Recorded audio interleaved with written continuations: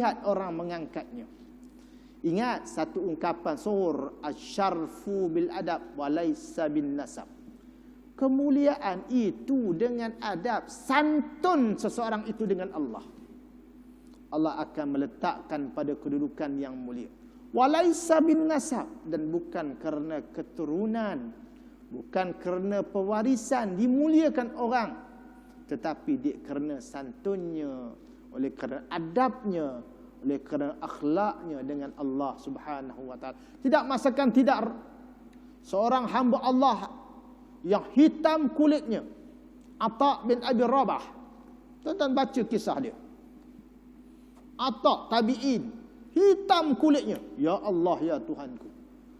Tetapi tuan-tuan, khalifah nak jumpa dia kena tunggu. Tunggu dia solat. Lepas satu solat, lepas satu solat di tepi Kaabah. Tunggu, khalifah menunggu, bukan dia tunggu khalifah. Sedangkan dia adalah mantan hamba, seorang yang tidak, kalau ditilik daripada sudut ras, daripada sudut warna kulitnya, nescaya bukan satu kedudukan yang mulia di sisi manusia. Tapi tidak, tuan-tuan, Allah muliakan dia kerana dia memuliakan Allah Subhanahu wa taala. Baiklah. Oleh kerana sedemikian, ulama ajar kita paling tidak ada 5 perkara nak dapatkan kedudukan yang mulia di sisi Allah. 1, bergaul dengan orang yang soleh. Siapa orang soleh, Ustaz? Ni semua orang soleh ni. Ni semua orang baik, tanpa menafian tak datang lah. Jangan kata ni orang tak datang tu teruk. Tak, na'udzubillah. Ni semua orang soleh. Nak dapat kemuliaan, inilah rakan gaulan kita. Rakan-rakan jemaah kita. Rakan-rakan kita yang sama-sama sujud kepada Allah. Pertama. Yang kedua adalah suka membaca dan mentadabbur Al-Quran. Wajah kita, mata kita, telinga kita, inilah interaksi kita saban waktu. Baca Quran, tilik Quran, pegang Quran. Ada orang tak boleh baca Quran, dia dekat letak Quran kat diri, tak boleh baca, pegang. Syukur Allah bagi kita kebolehan untuk membaca Quran, walaupun taklah macam Pak Imam tadi.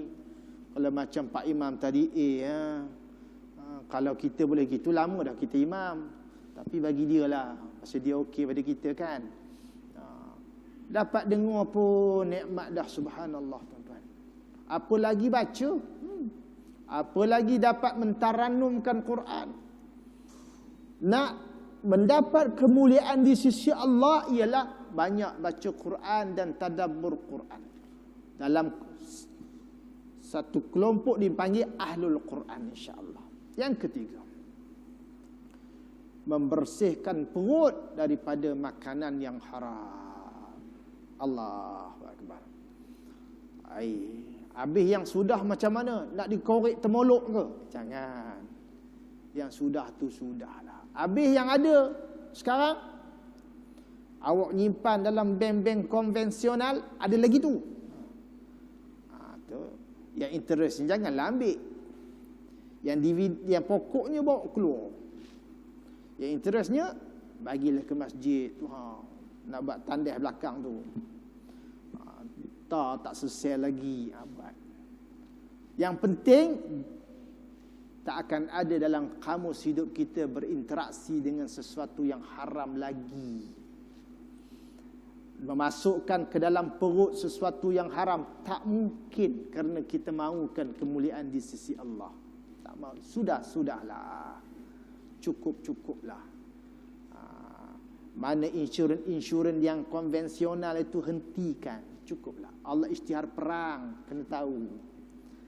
Yang haram pun tidak, yang syubhat pun tidak. Tak ada dah dalam kamu ni rokok-rokok, tak mau dah. Gitulah. Tak nak. 4. Suka berqiyamul lail.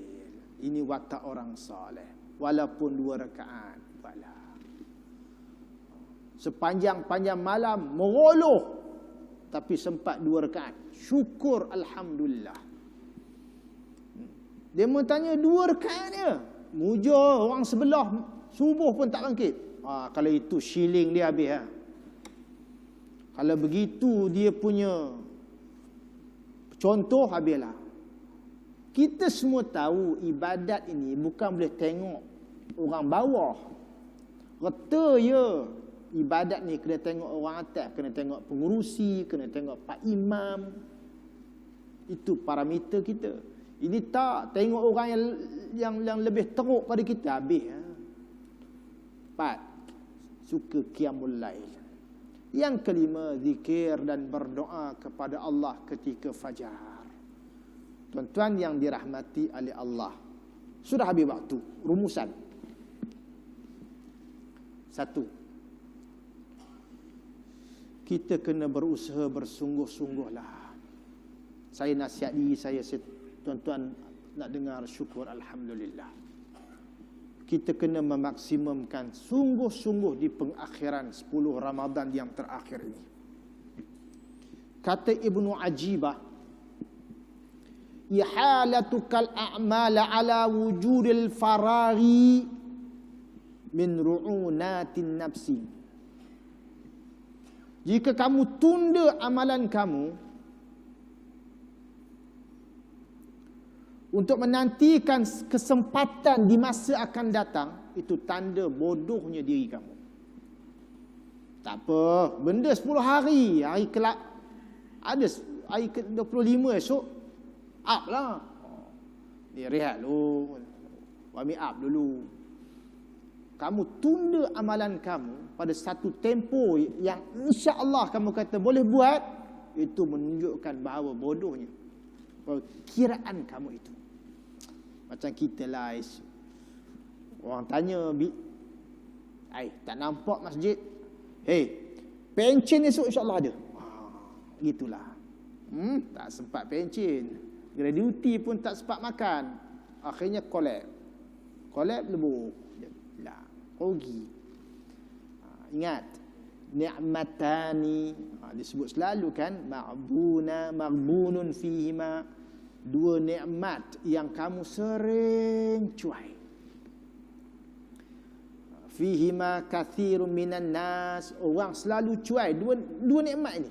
As-sihhatu wal faragh, waktu sihat dan waktu lapar. Sebab itu bila kita menung sibuk, tuan-tuan, saya akui antara tuan-tuan ni ramai yang sibuk yang maksimum. Tetapi kan ada saja waktu untuk beribadat kepada Allah. Tuan-tuan, itu namanya barakat dalam hidup. Kita selalu berdoakan seperti mana doa yang diajar oleh baginda Nabi sallallahu alaihi wasallam kepada Muaz ibn Jabal, yang disunatkan baca sebelum kita memalingkan muka, sebelum kita keluar daripada salam, daripada solat. Allahumma a'inna ala zikrika wa syukrika wa husni ibadatika. Siapa nak bantu kita untuk ingat Allah, melainkan Allah memberi satu ruang kepada kita. Lepas tu tasbih yang paling bagus, antara yang bagus, la haula wala quwata illa billahil aliyyil azim. Tuan-tuan yang dirahmati Allah. 2. Yang kedua adalah kita bersungguh-sungguh untuk melakukan ibadat, kerana itu adalah satu manifestasi daripada rasa syukur kita kepada Allah Subhanahu wa taala. Tuan-tuan, biasakan kita duk baca doa yang sering dibaca oleh Nabi Allah Sulaiman alaihi salam. Tuan-tuan anda rasa tuan-tuan selalu baca doa ini. Apa dia doanya? Rabbi auzi'ni an ashkura ni'mataka allati an'amta alayya. Tuan-tuan buka suratul Naml ayat 19. Orang selalu letak ayat ini doa ini ketika enjak umur 40 tahun. Tak payah 40 tahun. 70 tahun pun boleh baca. 15 tahun pun boleh baca. Tapi doa ni cukup bagus. Doa yang dibaca oleh Nabi Allah Sulaiman, makhluk yang diberi Allah kehebatan luar biasa. Tampuk kekuasaannya, ya Allah, meliputi seluruh makhluk. Rabbi auzi'ni an ashkura ni'mataka allati an'amta alayya wa ala walidayya. Ya Allah, ilhamkan aku untuk bersyukur atas nikmatku yang engkau anugerahkan kepadaku, kepada dua ibu bapaku. Wa an a'mala salihan tarda, supaya kita dapat buat amal salih yang diradai Allah. Hafal doa ni, baca selalu. Mula-mula baca ialah tengok handphone kan. Kawan-kawan kata, hai, tengah semayang pun baca WhatsApp. WhatsApp apa doa? Cakap siang pandang-pandang. Kita baca selalu doa ini. An a'mala salihan tarda wa adkhilni birahmatika ya fi ibadika salihin. Masukkanlah aku dalam kelompok hamba-hamba-Mu yang saleh. Jadilah tuan-tuan, ya, ayat 19. Suratul Naml ayat 19. Bacalah selalu supaya kita dapat menzahirkan rasa syukur kita kepada Allah selalu. Ya, Allah bagi sihat. Kawan ada yang sakit, nak datang masjid tak boleh, kita Allah bagi kekuatan, taufik untuk melakukan amal soleh syukur pada Allah. Jadilah tuan-tuan, setengah jam kita bersama pada pagi yang berbahagia ini, pagi yang penuh barakat ini. Mudah-mudahan Allah rahmati kita dan Allah memberikan keluangan, keberkatan dalam hidup kita. Anak pesan pada diri anak, guru anak dulu pernah sebut, selalu disebut, kalau dalam hari itu banyaknya amal saleh yang kamu buat, itu tandanya barakat hidupmu insya-Allah. Sallallahu ala sayyidina Muhammad wa ala alihi wa sahbihi wa baraka wa sallam. Walhamdulillahi rabbil alamin. Allahumma anfa'na bima 'allamtana wa 'allimna ma yanfa'una wa zidna 'ilma. Allahumma faqihna fid din wa 'allimna al-hikmata wat ta'wil wahdina siratakal mustaqim. Allahumma inna na'udzubika min 'ilmin la yanfa' wa min qalbin la yakhsha' wa min nafsin la tashba' wa min du'ain la yusma'. Asbahna ala fitratil Islam wa kalimatil ikhlas wa ala din nabiyyina Muhammadin sallallahu alaihi wasallam wa ala millati abina Ibrahim hanifa wa ma kana minal musyrikin wa sallallahu ala sayyidina Muhammad wa ala alihi wa sahbihi baraka wa sallam. Walhamdulillahi rabbil alamin. Aqulu qawli hadha wa astaghfirullahal azim li wa lakum. Wassalamu alaikum warahmatullahi wabarakatuh.